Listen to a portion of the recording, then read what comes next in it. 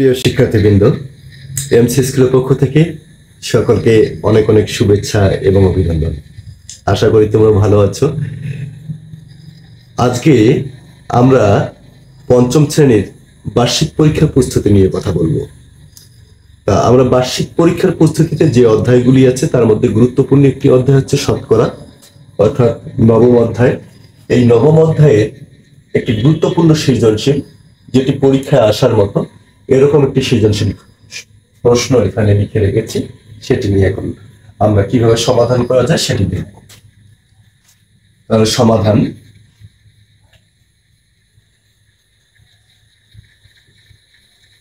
দেখো এখানে উদ্দীপকে বলছে মধুপুর গ্রামের মোট জনসংখ্যা বা লোক সংখ্যা ১৬২০ জন। তাহলে মধুপুর নামে একটি গ্রাম আছে, সেই গ্রামে মোট জনসংখ্যা হচ্ছে ১৬২০ জন। তার মধ্যে ৬০% লোক শিক্ষিত। কত পার্সেন্ট লোক শিক্ষিত? ৬০%। এখন আসো, এই যে পার্সেন্ট, ৬০%, পার্সেন্ট মানে এই অধ্যায়টাই কিন্তু শতকরা, আর পার্সেন্ট মানে হচ্ছে শতকরা। অর্থাৎ পার্সেন্ট দেখলেই তোমাকে বুঝতে হবে যেখানে ১০০ আছে। কত আছে? ১০০। শতকরা মানে হচ্ছে ১০০। তাহলে এখানে পার্সেন্ট মানে হচ্ছে কত? ১০০।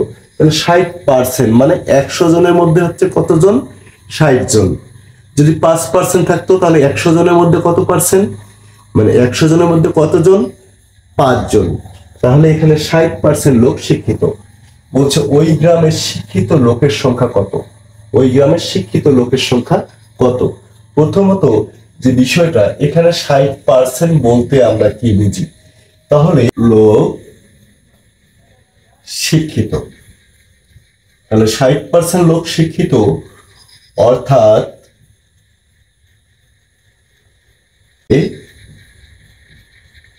শিক্ষিত লোকের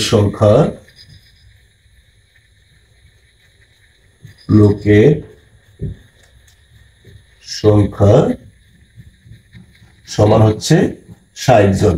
তাহলে দেখো আমরা যেটা বের করব, এই শতকরা অঙ্কে যেটা বের করব সেটা সব সময় ডান দিকে রাখবো। তাহলে এখানে ৬০% বলতে বুঝি আমরা ১০০ জন লোকের মধ্যে শিক্ষিত লোকের সংখ্যা ৬০ জন। এখানে যদি ৫% থাকতো তাহলে বুঝতাম ১০০ জনের মধ্যে ৫ জন। ২০% থাকতো তাহলে ১০০ জনের মধ্যে হচ্ছে ২০ জন। তাহলে আমাদেরকে বের করতে বলছে ১৬২০ জনের মধ্যে শিক্ষিত লোকের সংখ্যা কত। তাহলে ১০০ জনের মধ্যে যদি এতজন হয় তাহলে একজনের মধ্যে কত হবে? অবশ্যই কম হবে। তাহলে কম হলে কি হবে? ভাগ হবে। তাহলে ৬০/১০০ জন। এবার দেখো আমাদেরকে বের করতে বলছে ১৬২০ জন। তাহলে এত জনের মধ্যে শিক্ষিত লোকের সংখ্যা যেহেতু বেশি, তার মানে গুণ করতে হবে। তাহলে আমরা লিখবো ৬০ গুণন হচ্ছে ১৬২০/১০০ জন। তাহলে এখন আমরা কি করব? এটাকে কাটাকাটি করব। কিভাবে কাটাকাটি করব আমরা একটু দেখি। তাহলে দেখি আমরা কাটতে পারি, এটাকে ১০ দিয়ে কাটতে পারি। ১০×১০ ১০০ আর ৬×১০ ৬০। আবার দেখো এই ১০ দিয়ে যদি এই ১৬২০কে কাটি তাহলে হবে ১৬২। এখন আমরা গুণ করব। তাহলে ৬ দিয়ে ১৬২ গুণ করি। তাহলে ৬ দুগুণী ১২, ২ হাতে হলো ১, ৬ ৬ ৩৬, ১ ৩৭, ৭ হাতে হলো ৩, ৬ ৬ আর ৩ ৯, ৯৭২ জন। তাহলে আমাদের বলছিল যে ১৬২০ জন লোকের মধ্যে কতজন লোক শিক্ষিত। তাহলে আমরা উত্তর পেলাম কতজন? ৯৭২ জন। লিখতে পারি ওই গ্রামে শিক্ষিত লোকের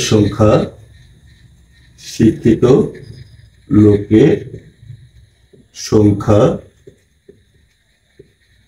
সমান হচ্ছে ৯৭২ জন।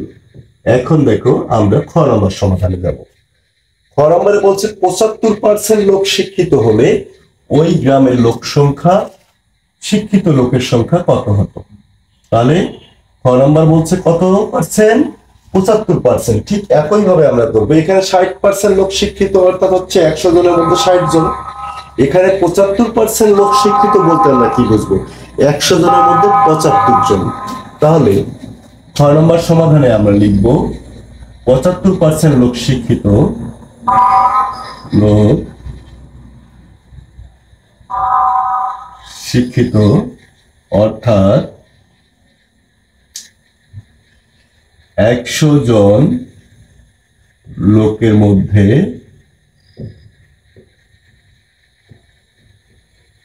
শিক্ষিত লোকের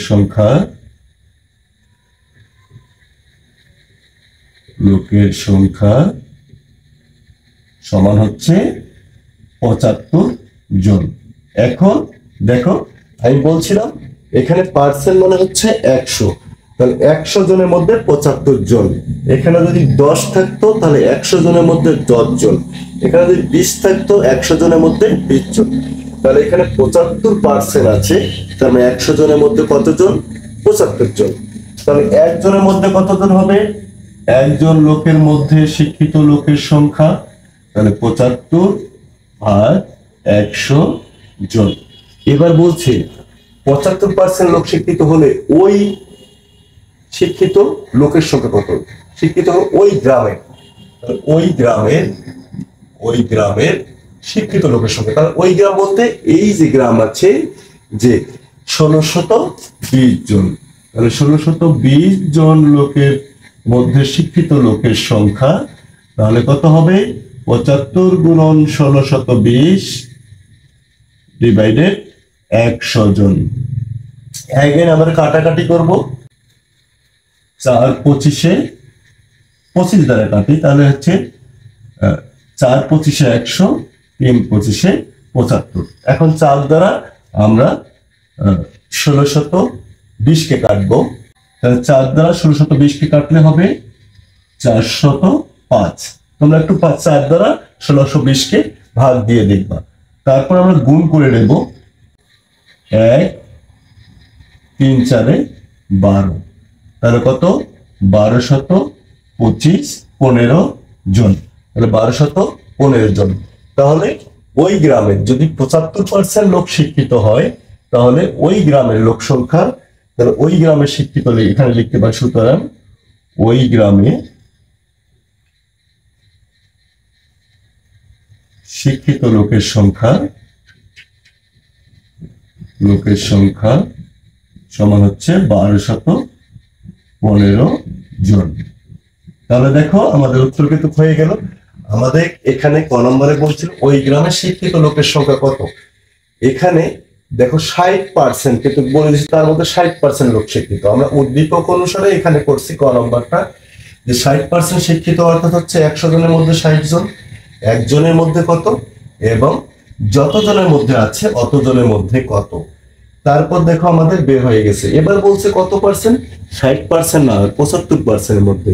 তার মানে 100 জনের মধ্যে শিক্ষিত লোকের সংখ্যা 75 জন, একজনের মধ্যে কতজন, আর 1620 জনের মধ্যে কতজন।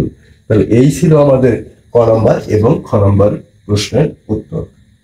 তাহলে এরকম যে সৃজনশীল অঙ্কগুলো আছে পরীক্ষায় আসার উপযোগী, সবগুলোই আমরা সমাধান করার চেষ্টা করব। তোমরা সকলে ভালো থাকবে, সুস্থ থাকবে এবং আমাদের সঙ্গে থাকবে। ধন্যবাদ।